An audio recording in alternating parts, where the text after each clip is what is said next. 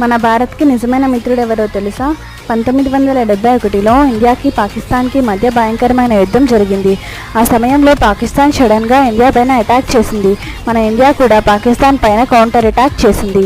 అప్పుడు కూడా పాకిస్తాన్తో కంపేర్ చేస్తే ఇండియా చాలా స్ట్రాంగ్గా ఉంది.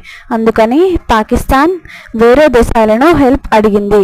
షాకింగ్లీ ఆ సమయంలో అమెరికా, యూకే, చైనాలు పాకిస్తాన్కి సపోర్ట్ చేశాయి. ఈ అన్ని దేశాలు కలిసి ఇండియా పైన దాడికి రెడీ అయ్యాయి. అమెరికా అయితే తమ షిప్లను కూడా ఇండియన్ ఓషన్లో డిప్లాయ్ చేసింది.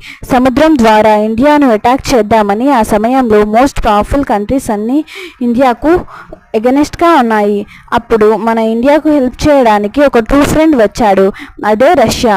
రష్యా ప్రపంచం మొత్తాన్ని ఎదిరించి ఇండియాను కాపాడేందుకు రెడీ అయింది. రష్యా తమ దగ్గర ఉన్న జెట్స్, షిప్స్, సబ్మెరైన్స్ అన్నిటినీ ఇండియా కోసం పంపింది.